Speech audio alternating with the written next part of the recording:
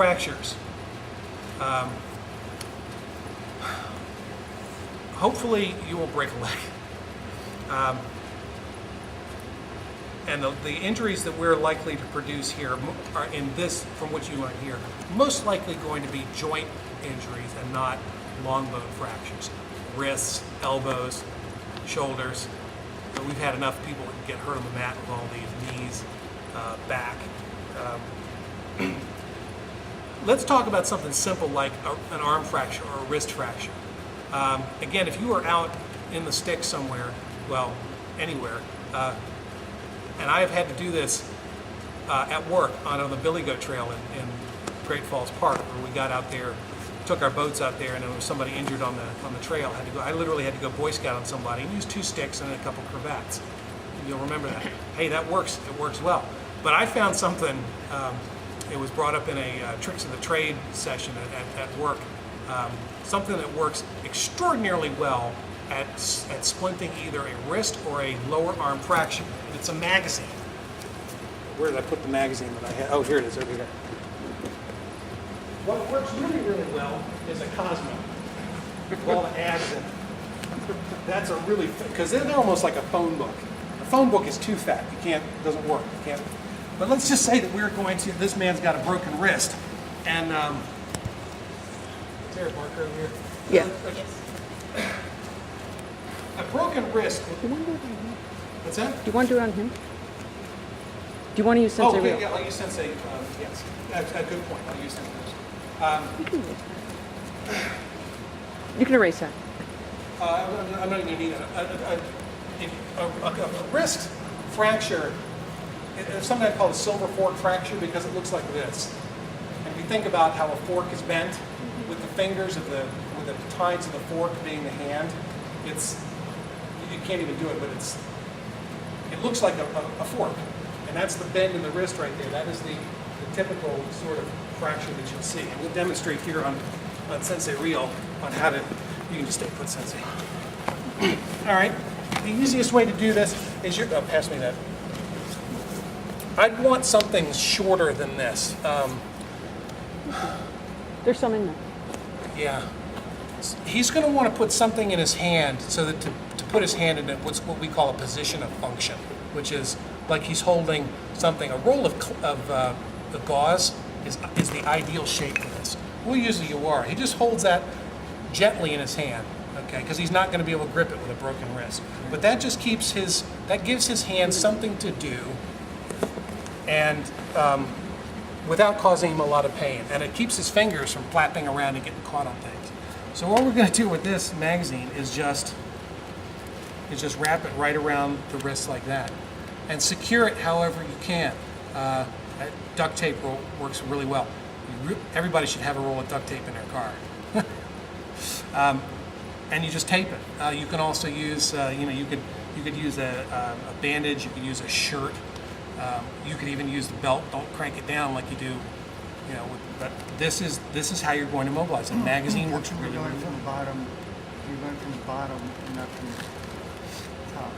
Is there a reason that you're doing that? Because gravity. Simply because of gravity. All right, because if all I got to do is hold on to the splint and your arm stays there. I don't have to put any pressure on it. All right. In the emergency medical field, we try to position an arm, again, put it in a position of function. Try to straighten it as much as you can. If you can't straighten it, don't. Okay. Splint it as you find it. So what we're going to do is we're going to wrap this around here. We're going to secure it, and then we're just going to put it across the victim's chest like that, and they can hold it with the other arm, or you can use a shirt or some kind of bandage or something else to make a sling for them, or just to protect it. This is also the same position that we put somebody's arm in for a fractured clavicle. We attack the clavicle a lot in what we learn here. A lot of shots to the clavicle, and it takes very low pressure to break it. And once you break it, the arm the guy can't lift his arm anymore. It's going to drop. His whole shoulder's going to drop. And naturally, people are going to do this with it. You see anybody who's fallen down and they come up and they're like this, they've broken their clavicle more than likely. The body instinctively does this. All right. So a good magazine, good thick magazine, is a great splint, and the fatter the better. You get like a Sunday Washington Post. Well, the Post isn't as fat as it used to be, but you get a good Sunday newspaper, and you can even do a lower leg with it. For an ankle fracture, the best thing I've found that works is a pillow. Now, a pillow. Yeah, you just wrap the pillow around, then you tie it around the Why ankle. a pillow? Well, it conforms nicely to the ankle. It keeps it, it restricts its motion once it's tied up, and it's cushiony. It's soft and cushiony. Again, a magazine will work. A good fat magazine or newspaper will work well for that. You want to try to immobilize the joints that are above and below the fracture. It's not critical, but that's that helps minimize motion and therefore reducing pain. All right. Are we talking about break and fracture? Is there a difference? Is you're using the term synonymously? Yes, and also I'm talking about bad sprains and dislocations. It's all. I mean, you don't have X-ray vision, so until they X-ray it and they find out what's wrong with it, consider it fracture. It's all going to present the same in the field. It's all going to look, except of course if you've got a bone sticking out the leg, then you can pretty safe to say that would be a fracture. Now let's talk about compound fractures, which are what are those called? What those are called, and they're called that because having a bone stick, pierce the skin really does compound the problem, because it allows germs into the deepest recesses of the body, the bone. And they are nasty. They have to go to an OR to be fixed. They've got to be debrided and cleaned out really thoroughly and then tucked back in there, and they've got to work it, stitch it all around. It takes a surgeon to fix a compound fracture. You see anybody who gets a compound where the bone is sticking out, they're going to the OR. It's the only way to fix it. Now, what are we going to do with that if somebody's leg is off at a severe angle and the bone's sticking through the skin? Well, what we're going to try to do is straighten it. If you can't, the guy screams bloody murder, stop trying to straighten. If they let you straighten it, sometimes the bone will just disappear right back under the skin. It's going to bleed, of course, and then you can fracture it as you would, dress it as best you can. We're not worried about infection here. All right, that is something for doctors 2-3 weeks from now. What we're worried about is reducing additional injury, stopping blood loss or curtailing blood loss, and keeping the limb functioning so that you have, so that it'll work again. If the leg is broken and you've got a compound fracture and the leg is off at a funny angle, it may be crimping off the vessels, the blood vessels that allow blood to circulate to that.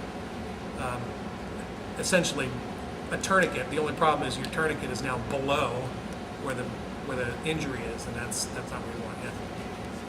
If you have a femoral fracture with where the femoral artery is. Right. You're not doing anything for that. The femur, which is the thigh bone, is the longest bone in the body. It's also one of the strongest. It takes a huge amount of force to fracture the femur. I doubt that anything that you're going to learn in this dojo is going to allow you to apply that much force.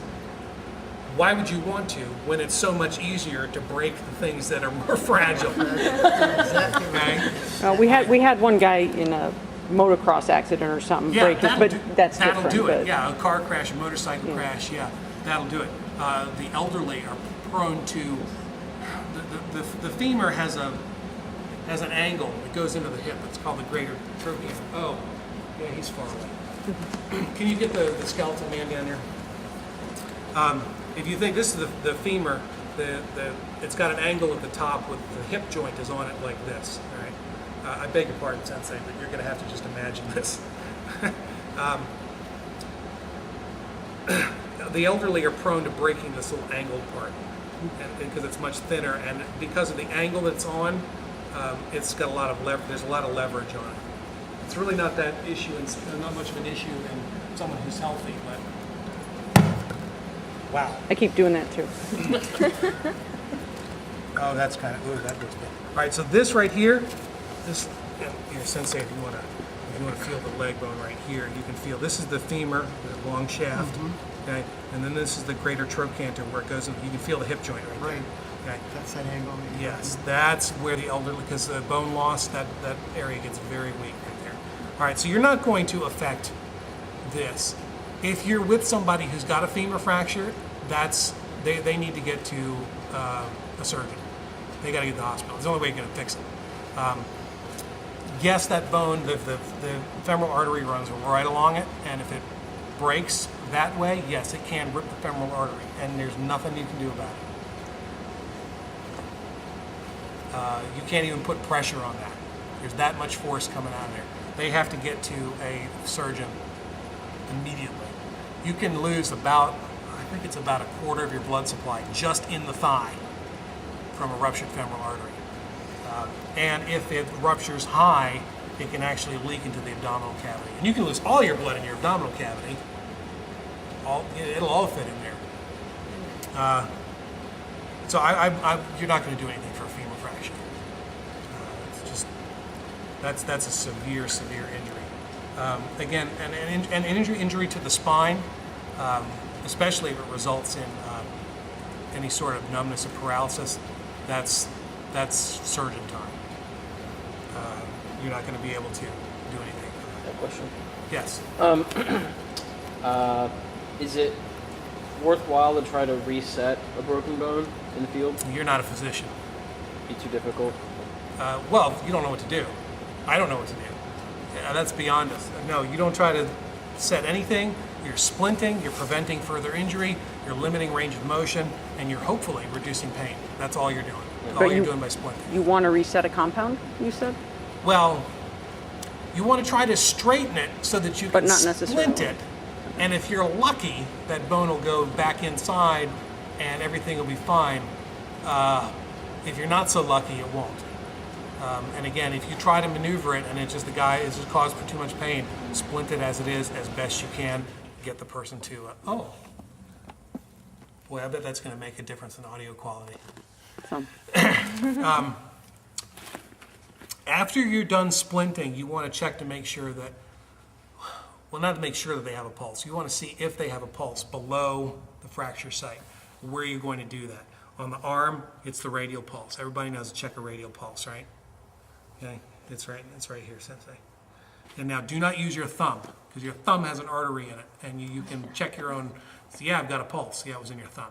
You have to use the fingers, your index and middle fingers. And the easiest way to do it is to put the fingers on the edge of the bone, and then bring it in until it drops into the little notch in between the bone and the tendon, and you should be able to feel your pulse there. Ballpark figures for blood pressure and pulses. Ballpark figures. If you can feel a radial pulse, the person has a blood pressure of at least 80 systolic. All right, normal is 120 to 80 diastolic, and the difference is systolic is the pressure that the heart produces when it's contracting. 80 is the residual pressure that's left over by the vessels contracting against the fluid that's in it. And the readings are systolic over diastolic. Over diastolic. And 120 means that your heart can lift a column of mercury 120 millimeters. That's it. Mercury is very heavy, so that's actually a significant amount of force. So you start to slip into shock at a systolic of about 80 with signs and symptoms of other trauma. You get somebody like, the Tour de France is on. Let's just say Lance Armstrong. Lance Armstrong's resting blood pressure is probably about 40. We would be unconscious at that, but I know for a fact his resting heart rate is 30 because they said it on the on the Tour de France when I was watching it. That's the man. The man is in such physical shape that that's his regular blood pressure and pulse.